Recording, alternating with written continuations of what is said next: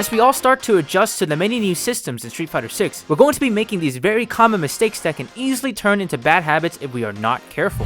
First up, fireballs and longer reaching normals that can't be special cancelled are now much riskier to throw out in neutral than ever before thanks to drive impact. Some characters have very long reaching drive impact and can use that to pierce through your poke tools, giving them a punish counter and letting them go to town.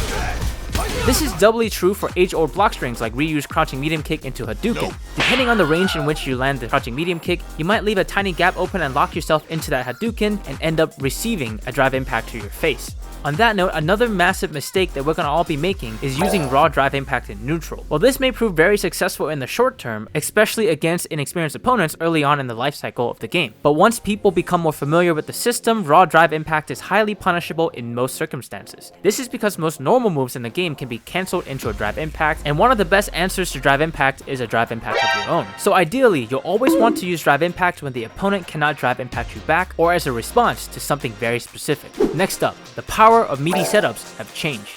In fighting games, meaty attacks after knocking down an opponent are very powerful tools to limit your opponent's options, and while this is still true in Street Fighter 6, players have the option of a wake-up drive parry that can answer most meaty attacks. When timed perfectly, the rising players will get a perfect parry, allowing them to take their turn back. So, the slower the meaty setup, the more likely it is that the player can use drive parry without fear of being grabbed. Drive parries are also a very good answer to cross-up meaties, as there are no directional inputs to perform a drive parry. If you are having a good time, hit that like button and subscribe for more Street Fighter 6 content. Thanks.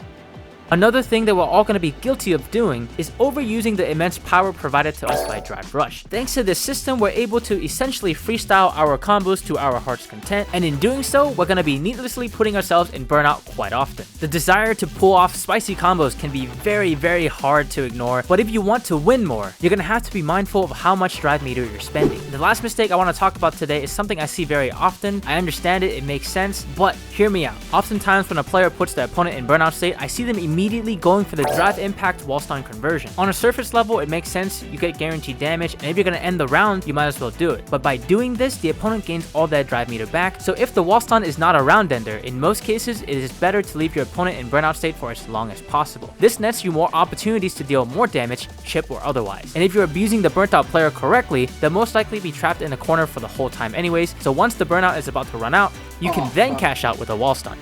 If you had any moments throughout this video where you're like, hey yo, that's me, I do that, that's good. Now that you've identified weaknesses in your playstyle, you can work to improve upon them. And if you're looking for more ways to improve, check out this video on screen right now.